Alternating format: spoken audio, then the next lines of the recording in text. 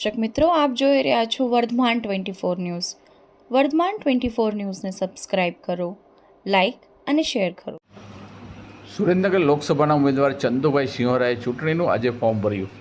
લોકસભાની ચૂંટણી માટે 7 મેના રોજ મતદાન યોજાવાનું છે, ત્યારે આજરોજ રાજકીય પક્ષ દ્વારા ઉમેદવારનું ફોર્મ ભરવામાં આવ્યા હતા. જેમાં સુરેન્દ્રનગર લોકસભાની સીટ માટે ભાજપના ઉમેદવાર ચંદુભાઈ આજે ભાજપના ઉમેદવાર તરીકે ફોર્મ ભરીને પોતે જીતશે તેવી આશા વ્યક્ત કરી હતી.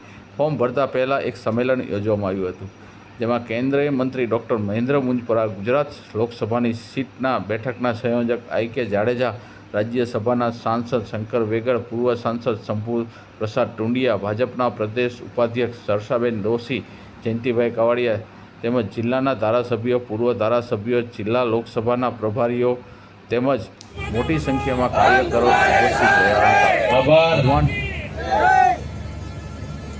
અંતો 2024ની ચૂંટણી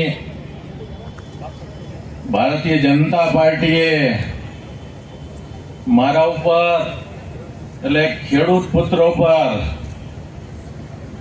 આ જિલ્લાના આ લોકસભા વિસ્તારના ઉમેદવાર તરીકે પસંદગી ઉતારી છે. ત્યારે મારી સાથે પધારેલ મંચસ્થ તમામે તમામ મહાનુભાવો અને મારી સામે બેઠેલા લગભગ 8 વાગ્યાથી ચાલુ થઈ ગયા છે. મને સમાચાર પણ મળતા હતા કે 8 વાગ્યાના આપ બધા બેઠા છો અહીંયા અને 12:15 થયા છે.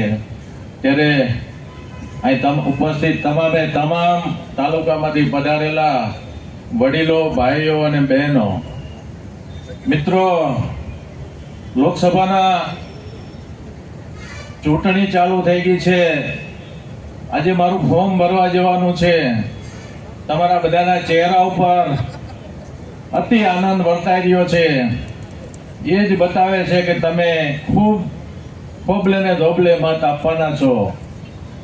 પરંતુ હું આપને એ કહેવા માંગુ છું, આ ચૂંટણી એક ઐતિહાસિક ચૂંટણી છે.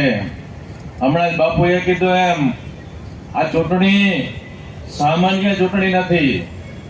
આ ચૂંટણી ધારાસભાની નહીં, ગ્રામ પંચાયતની નહીં, જિલ્લા પંચાયતની નહીં, લોકસભાની ચૂંટણી, અને એમાંય આ એક ઐતિહાસિક ચૂંટણી બનવા જઈ રહી છે.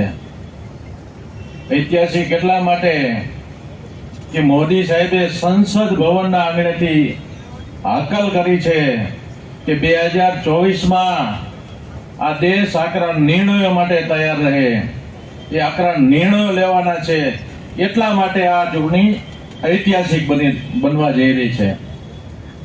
આપણને ખબર નથી કે એમને આકરા નિર્ણયો કયા લેવાના છે, પણ એમના મગજમાં જે વિચાર ચાલી રહ્યા છે, આ દેશને એમને ક્યાં લઈ જવાનો છે, એના જે વિચારો ચાલી રહ્યા છે, એ આપણી જ્યાંથી વિચારવાની શક્તિ બંધ થઈ જાય ત્યાંથી મોદી સાહેબની વિચારવાની શક્તિ શરૂ થાય છે.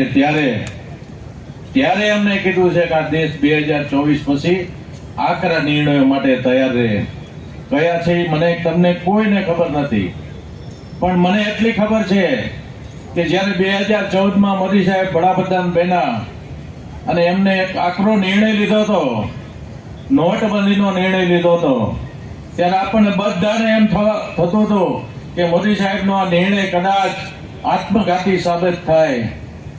પણ આ આત્મઘાતી સાબિત ન થયો અને આ દેશની ઉન્નતિ થઈ. કઈ રીતે થઈ એ હું આપને કહેવા માંગુ છું કે પાકિસ્તાનથી